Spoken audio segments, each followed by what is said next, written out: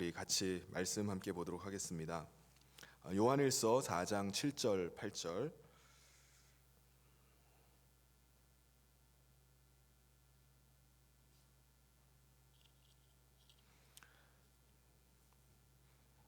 우리 같이 한 목소리로 읽도록 하겠습니다. 시작. 사랑하는 자들아, 우리가 서로 사랑하자. 사랑은 하나님께 속한 것이니 사랑하는 자마다 하나님으로부터 나서 하나님을 알고 사랑하지 아니하는 자는 하나님을 알지 못하나니 이는 하나님은 사랑이심이라. 아멘. 최근에 정인이 학대 사망 사건으로 온 사회가 들끓는 것을 보게 됩니다. 20만 명이 넘는 사람들이 양부모도 살인죄를 적용해야 한다고 청와대에 청원을 넣고, 또 뉴스를 보니까는 오늘 첫 재판에 출석한 양부는 재판이 끝나고 항의하는 그 시민들에 둘러싸여 가지고 가지를 못하다가 간신히 법정 밖을 빠져나가는 것을 보았습니다. 사람들은 너나 할 거 없이 내가 정인이 아빠다, 내가 정인이 엄마다, 이런 플래카드를 들고서 막 분노를 막 표하고 막 우는 사람도 있고 막 부르짖는 사람, 그런 사람들이 있었습니다. 오늘 검찰총장은 살인죄를 적용하라고 이렇게 지시를 했다는 기사를 보았습니다. 그런데 제가 뉴스에 달려있는 댓글을 보다가 깜짝 놀란 게 있었어요.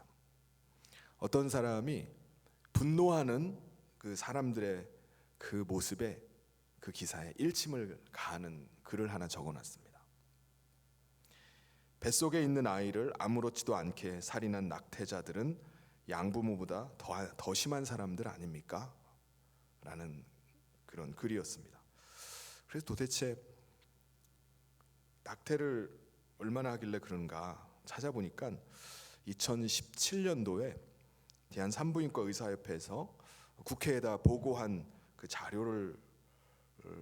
자료에 따르면은 우리나라 한 해에 낙태되는 태아가 110만 명이라고 합니다.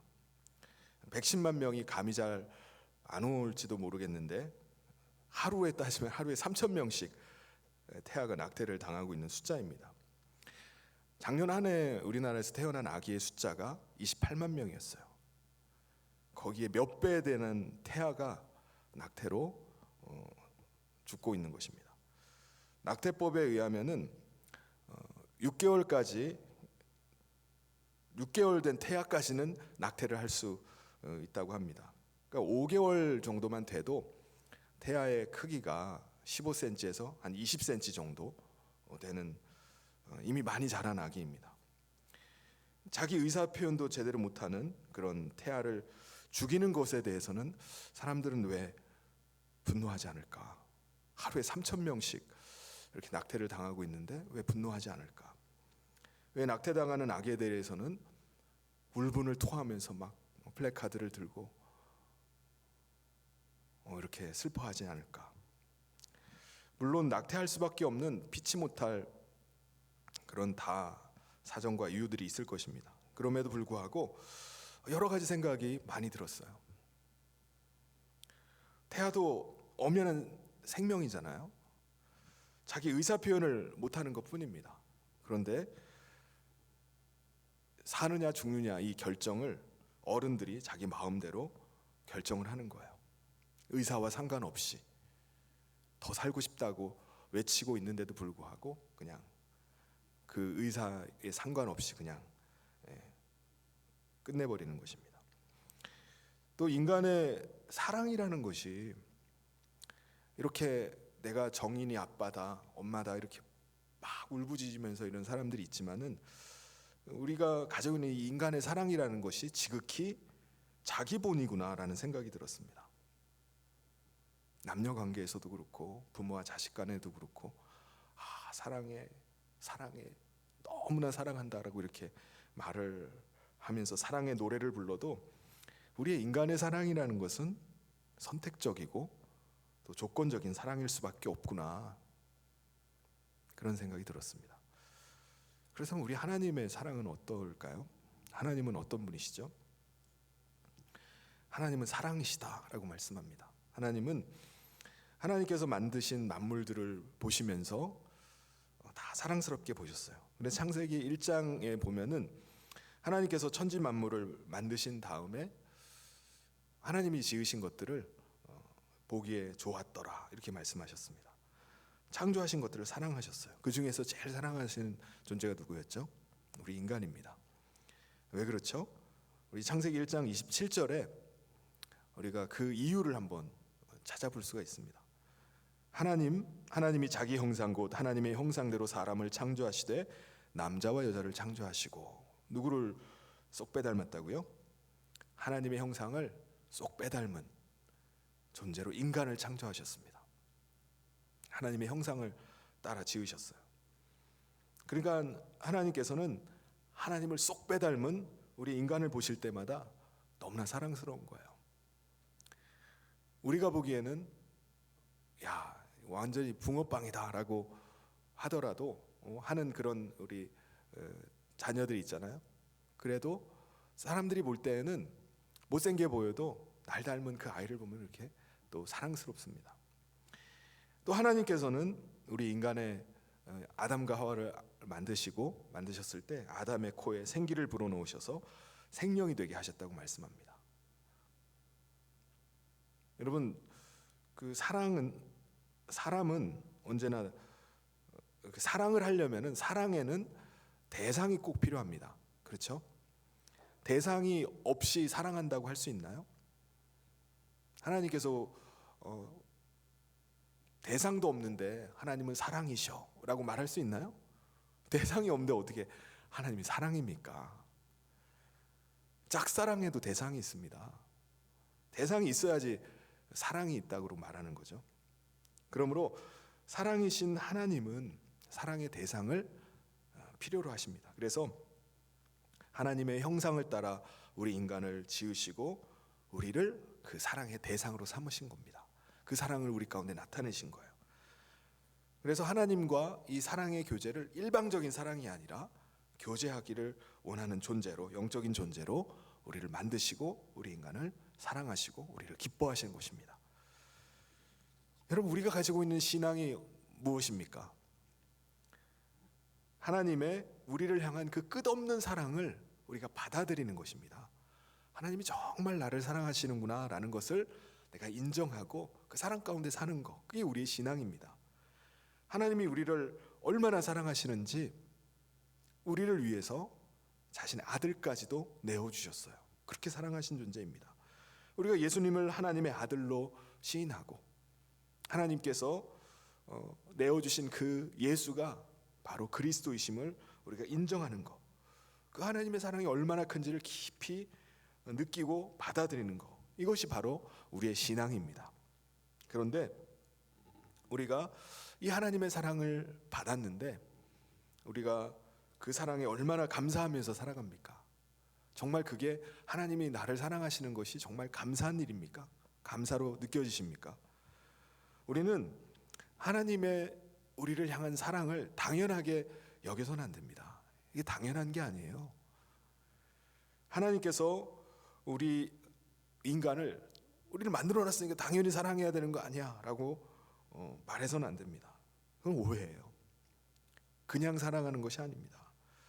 하나님께서 우리의 죄를 대속하기 위해서 당연히 예수를 내놔야지, 당연히 십자가에 못 박아 죽여야지 라고 말할 수가 없는 것입니다.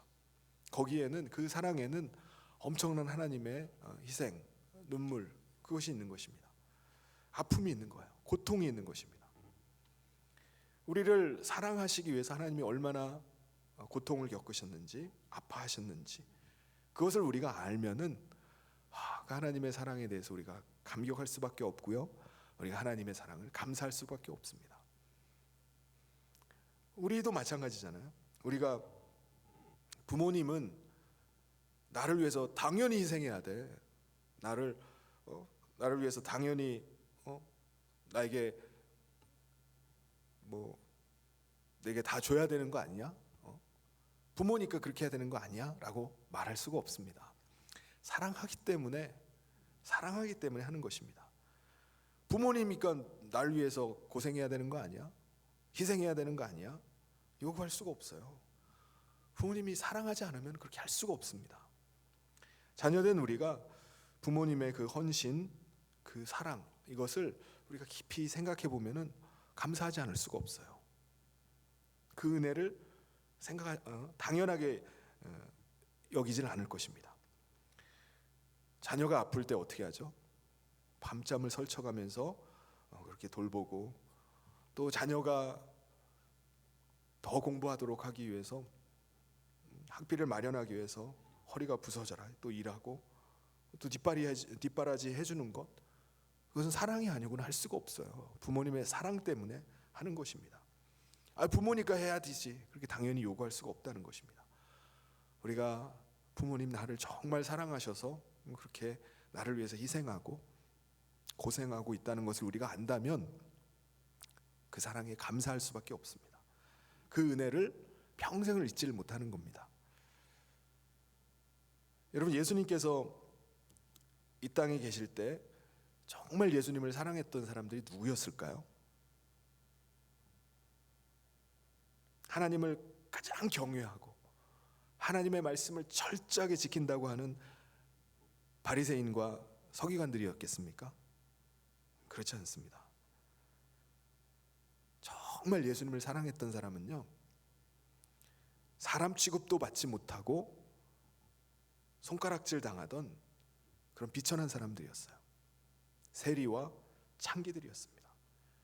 7 귀신 들렸던 막달라 마리아였어요.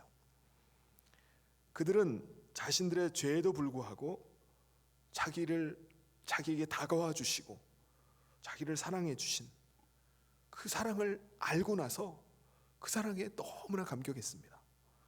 나를 사랑해 주는 사람이 있구나. 나에게 다가와주고 나에게 손 내밀어 주는 그 예수님의 사랑에 감격했습니다. 오늘 우리가 하나님의 사랑받는 것은 우리가 사랑받을 만해서가 사랑하시는 것이 결코 아닙니다. 예뻐서 잘나서 주님이 우리를 사랑해 주시는 것이 아닙니다. 우리 인간은 어떻죠? 사랑받을 만한가요? 하나님의 사랑을 오히려 거역하고 거절하고 하나님을 멸시하는 존재가 우리 인간입니다. 어쩌면은 이뻐하려고 해도 이쁜 구석이 하나도 없는 게 우리 인간이에요. 이쁜 짓을 해야지 좀 이쁘잖아요. 근데 그럼에도 불구하고 하나님은 우리를 사랑하시고요, 우리의 사랑의 고백을 듣기를 원하십니다. 탕자의 비유를 보면은 그것을 아주 절절하게 느낄 수가 있습니다. 탕자가 유산을 챙겨서 아버지 품을 떠나요. 그때 아버지 심정이 어떻겠습니까? 아버지 마음이 어땠을까요? 저 속썩이는 놈, 잘 나갔다고 하고서 2 다리 쭉 뻗고 그날부터 아주 편하게 잡니까? 속 시원해. 알턴 일을 뽑아버렸네. 내 눈에 안 보이니까 너무 좋은데? 그러지 않습니다. 노심초사 아버지는 그 아들놈이 돌아오기만을 그때부터 기다리는 겁니다. 계속 기다려요. 이것이 바로 하나님 아버지의 마음이라는 거예요. 저와 여러분을 향한 하나님의 그 사랑, 하나님의 그 마음이 바로 탕자의 비유에 나오는 그 아버지의 마음입니다. 성경은 하나님과 우리 인간과의 관계를 아버지와 아들의 관계로 이렇게 표현하기도 하지만, 또 한편으로는 신랑과 신부의 관계를 통해서 그 사랑을 또 말씀해 주고 있습니다. 신랑과 신부의 관계, 결혼한 관계, 언약 관계에 들어가면은 어떤 사랑을 해야 되죠? 그 사람만을 사랑해야 됩니다. 결혼해 놓고서 나 이 사람도 난 사랑이 많어, 난 풍부한 사람이야, 그래서 지나가는 사람 보고 사랑합니다, 손잡고 다니고 그러면 됩니까? 안 되잖아요. 하나님과 우리와의 관계는 결혼한 신랑과 신부의 관계라는 거예요. 하나님께서 우리를 사랑하시듯이 우리도 하나님만을 사랑하는 겁니다. 하나님 사랑한다고 하면서 다른 것을 사랑하고 있다면 그것은 성경에는 음행한다고 말씀합니다. 우상 숭배를 하거나 다른 신을 섬기는 것을 성경에서는 간음했다라고 이렇게 말씀해요. 가증하다고 말씀하십니다. 정말 하나님께서는 우리의 사랑을 원하세요. 하나님이 우리를 사랑하시듯이 하나님은 우리의 사랑을 그렇게 원하고 계십니다. 우리를 바라보고 계세요. 우리가 정말 하나님이 사랑한다라는 그 고백을 듣기를 원하세요. 하나님께서 다윗을 어떻게 이렇게 마음에 합하게 여기셨을까요? 다윗의 그 시대에는요, 어느 누구도 하나님을 사랑한다고 말하는 사람이 없어요. 그런데 다윗은 정말 유일하게 하나님을 향해서 감히 경외의 대상이고 두려워할 대상을 향한 하나님을 향해서 하나님, 저는 하나님을 사랑합니다 라고 고백했던 사람입니다. 하나님이 그 다윗을 얼마나 사랑하셨는지 몰라요. 하나님이 그 다윗의 사랑의 고백에 정말 감동하시는 겁니다.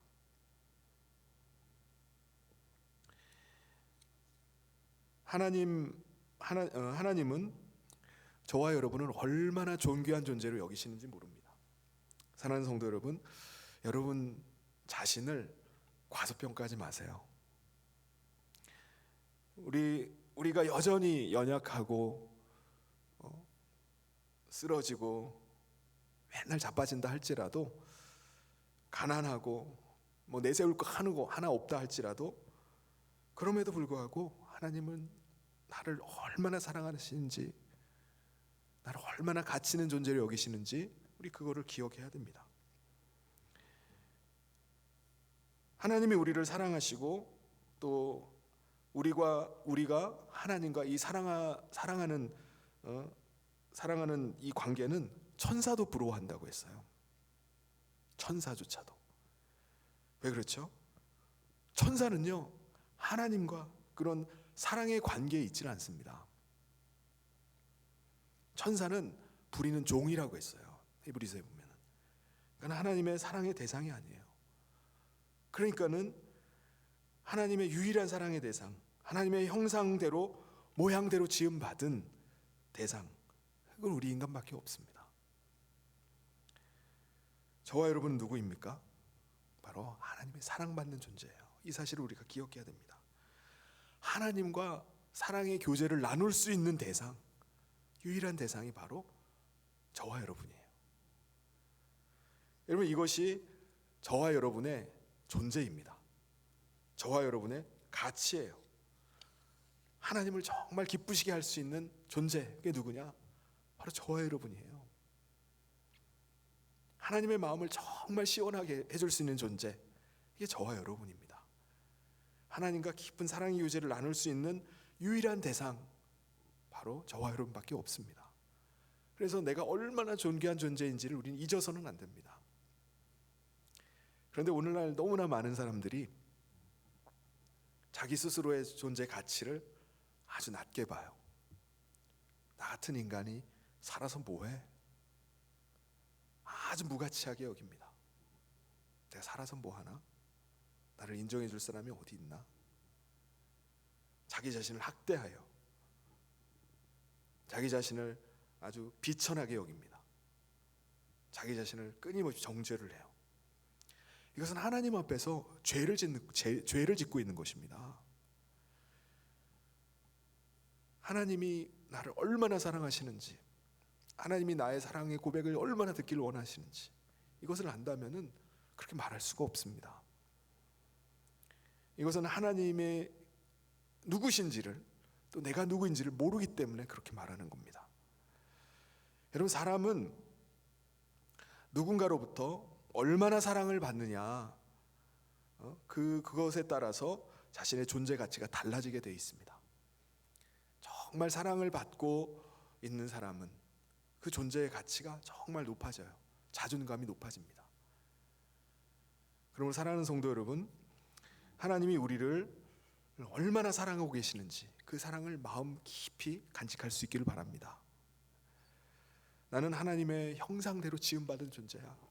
나는 하나님을 쏙 빼닮은 존재야. 나는 하나님의 은혜로 말미암아 구원받은 존재야. 아들까지 내어주시기까지 나를 사랑하신 그 사랑을 받은 존재야. 이 사실을 기억하고 누구보다 하나님을 사랑하는 저와 모든 성도님 되시기를 주님의 이름으로 축원합니다. 그렇다면은 이 사랑을 받은 존재인데 우리가 어떻게 살아가야 된다고 이렇게 말씀하죠? 그게 오늘 말씀의 포인트입니다. 우리 7절, 8절을 우리 같이 한번 다시 읽어보도록 하겠습니다. 시작. 사랑하는 자들아, 우리가 서로 사랑하자. 사랑은 하나님께 속한 것이니 사랑하는 자마다 하나님으로부터 나서 하나님을 알고 사랑하지 아니하는 자는 하나님을 알지 못하나니 이는 하나님은 사랑이심이라. 아멘. 어떻게 하나님의 사랑받는 자를 어떻게 살라고요? 서로 사랑해야 된다는 거예요. 사랑이 우리의 믿음의 시금석입니다. 나는 믿음 있어요. 나는 그리스도인입니다. 다 필요 없습니다. 그 안에 사랑이 있느냐 없느냐 이게 말해준다는 거예요. 저는 어느 교회 등록교인입니다. 그게 아니라는 거예요. 나는 그리스도인인데요. 나 교회 몇 년 다녔는데요. 난 무슨 직분인데요. 그것이 아니라 우리 안에 사랑이 있느냐 없느냐 이것이 우리의 믿음을 드러내는 것입니다. 여기서 하나님으로부터 나서라는 말이 있는데요, 이게 거듭난 자를 말하죠. 요한복음 1장 12절 13절에 영접하는 자 곧 그 이름을 믿는 자들에게는 하나님의 자녀가 되는 권세를 주셨으니 이는 혈통으로나 육정으로나 사람의 뜻으로 나지 아니하고 오직 하나님께로부터 난 자들이니라 라고 말씀합니다. 사도 요한은 하나님의 자녀를 하나님께로부터 난 자라고 이렇게 말씀합니다. 혈통으로나 육정으로 난 것이 아니라 예수 그리스도를 영접하는 자, 곧 그 이름을 믿고 거듭난 자, 믿고 거듭나는 것을 말합니다. 그 사람이 하나님께로부터 난 자라는 거예요.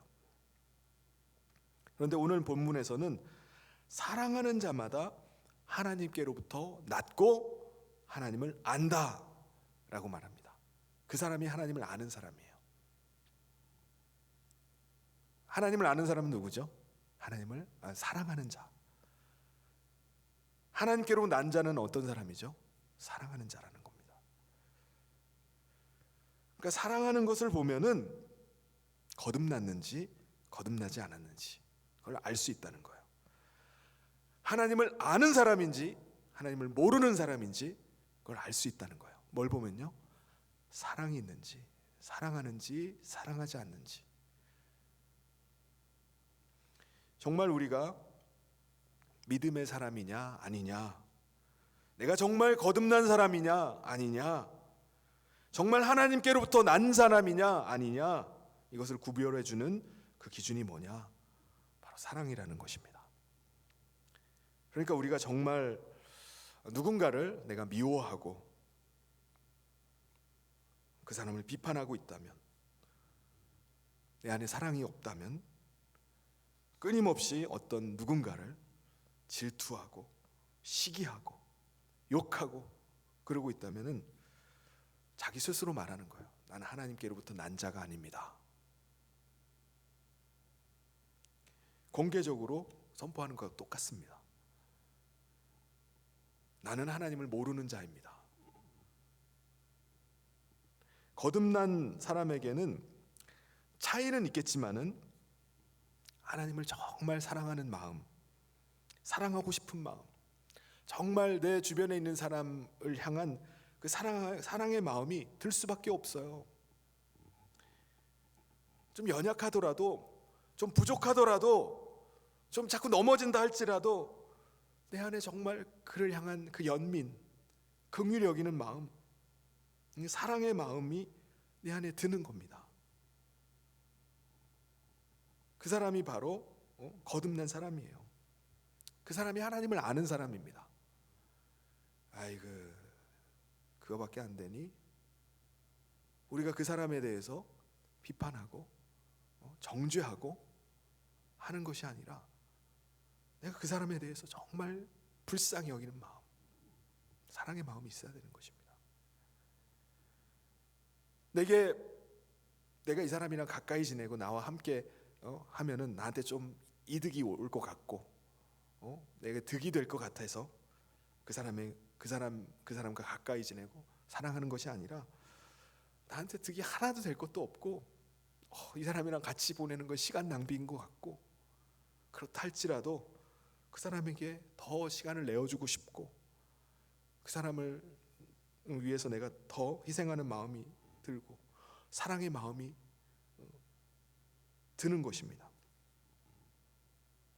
왜 이런 마음이 들죠? 하나님의 사랑을 알았기 때문에 그래요. 거듭났기 때문에 그렇습니다. 우리는 하나님의 사랑으로 다시 태어났기 때문에, 그 사랑 가운데 우리가 있기 때문에, 하나님 사랑의 원천이고 사랑의 본질인 하나님의 사랑이 내 안에 있기 때문에 나도 그렇게 사랑하는 마음이 드는 겁니다. 들 수밖에 없어요. 그러므로 하나님께로부터 났으면은, 하나님의 사랑이 우리 가운데 있으면은 하나님의 성품이 나타나게 되겠죠. 하나님의 자녀니까, 하나님께로부터 났으니까 아버지의 성품이 나타나는 겁니다. 사랑이 드러나게 되는 겁니다. 여러분, 부모님의 성품은 자녀에게로 이렇게 흘러오는 것을 볼 수 있죠. 우리가 자녀를 키우면서 자녀의 모습 속에서 뭘 보게 됩니까? 나의 모습을 보게 돼요. 나의 성품을 보게 됩니다. 너 왜 그래? 내가 그러지 말라 그랬잖아. 막 이렇게 야단을 치고 막 자녀를 혼내지만 마음속으로는 저놈이 어떻게 이렇게 나를 닮았지? 라는 생각이 듭니다. 너무 쏙 빼닮았다는 생각이 들어요. 내 어릴 때도 나 이랬는데. 말을 안 해도 너무나 똑같은 것을 보게 됩니다. 우리의 육체의 부모로부터 났기 때문에 그 부모의 성품이 우리 가운데 흘러와요. 나타납니다. 우리 영혼은 하나님 아버지께로부터 났어요. 그러니까는 하나님의 성품이 우리 가운데 흘러올 수밖에 없습니다. 우리가 하나님께로부터 났으면은 하나님의 사랑의 성품, 사랑이 나타나야 됩니다. 하나님의 가장 대표적인 성품이 사랑이니까 오늘 우리에게도 하나님의 사랑이 흘러와야 돼요. 내가 그 하나님을 알았다면은 하나님의 사랑이 나타나야 됩니다. 여러분은 여러분의 삶 속에서 그 하나님의 사랑이 흘러나오고 있습니까? 로마서 5장 5절에 보면은 소망이 우리를 부끄럽게 하지 아니함은 우리에게 주신 성령으로 말미암아 하나님의 사랑이 우리 마음에 부은 바 됨이니라고 말씀합니다. 여러분, 우리가 예수를 믿을 때 성령께서 우리 가운데 임하십니다. 그리고 우리를 떠나지 아니하시고 우리와 함께 하세요. 내주하십니다. 성령님께서 지금 우리와 함께하고 계세요. 그런데 성령님이 우리 안에 내주하시기만 하고 계시는 것이 아니라 성령님이 오실 때 뭐라는 거죠? 하나님의 사랑을 우리 마음에 부었다고 말씀합니다. 하나님의 사랑이 깊이 깨달아져요. 하나님의 사랑이 얼마나 큰지를 우리가 그 성령을 통해서, 성령으로 말미암아 하나님의 사랑이 우리 마음에 부어진 바 된다고 말합니다. 그냥 찔끔찔끔 하는 게 아니라 뭐라고요? 하나님의 사랑을 우리 마음에 그냥 확 들이붓는다는 거예요. 성령께서 그 사랑을 깊이 깨닫게 하십니다. 하나님의 사랑이 확 부어지면은 어떻게 되죠? 부어지면은 흘러 넘치죠. 흘러나오는 겁니다. 하나님의 사랑이 우리 가운데서 계속 흘러나오는 거예요. 우리가 만나는 사람마다, 우리가 생활하는 그 삶의 현장 속에서 하나님의 사랑이 막 흘러나오는 것입니다. 그런데 문제가 있죠. 나는 하나님의 사람인데 왜 하나님의 사랑이 왜 흘러가지 않지? 그게 저와 여러분의 모습 아닙니까? 어쩌면은 세상 사람들보다 더 못한 것 같아 라는 생각이 들면서 부끄러워질 때가 있어요. 아니, 분명히 성경에서는 성령으로 말미암아 하나님의 사랑이 확 부어지고 그 사랑이 막 감격하고 그 사랑이 막 흘러 나와야 되는데 그렇지 않은 거예요.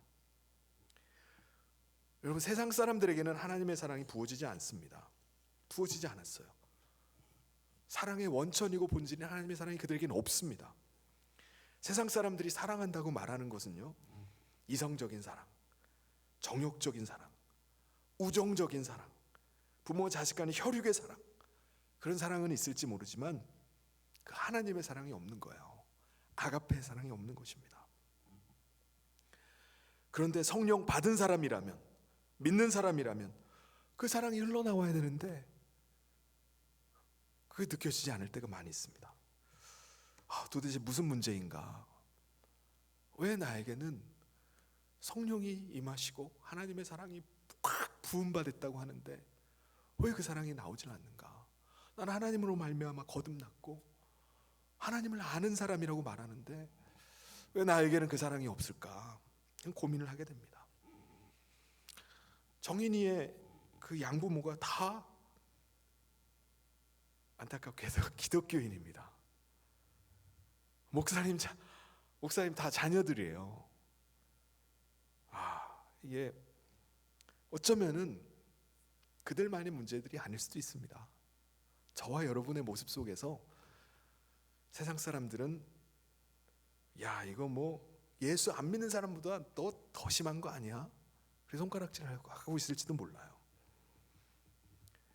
정인이 아빠 엄마만이 문제가 아니라 우리가 어쩌면 혹시 더 인색하고 더 짜증내고 더 불평하면서 사랑이라고는 눈꼽만큼도 없는 사람처럼 그렇게 보이면서 살아가고 있지는 않습니까? 그렇다면 그 원인이 도대체 무엇일까요? 하나님의 사랑이 우리 가운데 부분바되었다고 하는데 왜 우리 가운데는 그 사랑이 흘러나오지 않을까? 그것은 바로 우리 안에 있는 탐욕과 정욕이 하나님의 사랑을 흘러가지 못하도록 틀어막고 있기 때문입니다. 나는 하나님의 사랑을 받았을지 몰라요. 그런데 이게 흘러가지 않는 거예요. 하나님의 사랑이 흘러가지 못하도록 내 고집이 틀어막고 있는 거예요. 저 사람은 사랑받을 자격도 없는 사람이야. 내 선입견이 하나님의 사랑을 흘러가지 못하도록 막고 있는 것입니다. 그럼 어떻게 하면 되죠? 사도 바울은 나는 날마다 죽노라 라고 말했습니다. 우리는 우리의 안에 있는 이 탐욕을 날마다 십자가에 못 박아야 됩니다. 우리 안에 욕심이 죽어지면은, 우리의 탐욕이 죽어지면은 그때 하나님의 사랑이 흘러가기 시작하는 겁니다. 내가 죽어야 돼요. 내가 그걸 가로막고 있는 것입니다. 그러기 위해서는 우리가 날마다 내가 죽기 위해서 기도해야 됩니다. 어쩌면 기도는요, 내가 살기 위해서 기도하는 게 아니라 내가 죽기 위해서 기도하는 거예요. 나를 죽여주십시오. 사랑하는 성도 여러분, 우리는 날마다 죽어야 됩니다. 우리의 정과 욕심을 십자가에 죽여버려야 돼요. 그래서 하나님, 그럴 때 우리 안에서 하나님의 사랑이 흘러가게 되는 줄 믿습니다. 톨스토이는 사람은 무엇으로 사는가라는 책에서 사람은 사랑으로 사는 것이다 라고 말했습니다. 그렇죠. 사람은 밥만 먹고 살 수가 없습니다. 사람은 떡으로만 사는 존재가 아닙니다. 사랑의 본질이신 하나님께로부터 난 사람은 사랑을 받아야 돼요. 사랑을 먹어야 됩니다. 이게 사람이에요. 여러분 중에는 저는 사랑 없어도 살 수 있습니다. 저는 밥만 잘 먹여주시면 잘 살 수 있습니다 라고 생각하시는 분이 혹시 계실지 모르겠습니다. 사람이 아니문이다. 사람이라면 사랑을 받아야 돼요. 여러분, 동물도 사랑을 그리워해요. 사람의 사랑을 받기를 원합니다. 하물며 하나님의 형상대로 지음받은 인간이 오죽하겠습니까? 사랑을 먹고 사는 존재입니다. 사랑을 받아야지 그때 행복합니다. 자기의 존재 가치를 느끼게 돼요. 삶의 의미를 찾게 됩니다. 내가 누구의 사랑을 얼만큼 받고 있느냐, 그것이 우리의 행복을 결정합니다. 사람은 특별한 존재, 누군가의 사랑을 받을 때 그때 행복해지고 우리의 인격과 삶이 풍성해집니다. 아무리 좋은 환경 가운데 살아도 사랑하지 못하면은 그것만큼 비참한 게 없어요. 여러분, 맛있는 음식을 막 한 상 그득하게 상다리가 부러지도록 차려놓고 거기서 혼자 막 먹고 있으면은 너무 맛있죠. 맛있는 건 맛있는데 그래도 함께 할 때가 더 맛있습니다. 먹는 행복도 있지만은 그래서 혼자 그 막 먹고 있으면 그게 뭡니까? 사람들 같이 불러 모아서 같이 한 식탁에 앉아서 더불어서 같이 먹고, 넓은 집은 아니더라도 거하게 차려는 맛난 음식은 아니더라도 우리가 사랑을 주고받으면서 그 사는 것이 그것이 행복인 줄 믿습니다. 우리가 그런 의미에서 저와 여러분은 행복한 존재인 줄 믿습니다. 가진 것이 많아서가 아니라, 우리가 날마다 승리하는 삶을 살아서가 아니라, 우리가 연약하고 실패하고 가난하다 할지라도 나를 사랑하시는 그 아버지 하나님이 계시기 때문인 줄 믿습니다. 또 우리를 기다리시고 우리가 친밀한 사귐을 원하시는 그 하나님과 사랑의 교제를 나누고 대화를 나눌 수 있는 사실 하나만으로도 저와 여러분 행복한 사람인 줄 믿습니다. 사랑하는 성도 여러분, 우리가 주님 때문에 행복하고 그 받은 사랑을 다른 사람에게 계속해서 흘려보내는 저와 모든 성도님 되시기를 주님의 이름으로 축원합니다. 우리 같이 이 시간 기도하도록 하겠습니다. 하나님 아버지, 하나님께서 은혜를 베풀어 주셔서 말세 때 불법이 성함으로 사람의 사랑이 식어지리라는 말씀처럼 오늘 이 시대에 정말 사랑을 찾아보기가 힘들고 또 각박하고 까칠한 삶을 우리가 살아가고 있음을 봅니다. 하나님, 우리 안에 주님의 사랑이 다시 흘러 넘치기를 원합니다. 이를 위해서 우리가 날마다 십자가에 우리 자신의 정과 욕심을 십자가에 못 박고 그리스도의 사랑을 계속해서 흘려보내는 삶 되게 하여 주시옵소서. 그래서 우리가 하나님께로 난 자로 또 하나님을 아는 자로 이 땅 가운데 서갈 수 있도록 인도하여 주시옵소서. 주께서 오늘 이 밤에 하나님 말씀을 붙잡고 기도하기를 소원하오니 하나님께서 이 시간 함께하여 주시고 인도하여 주시옵소서. 예수님 이름으로 기도하옵나이다. 아멘.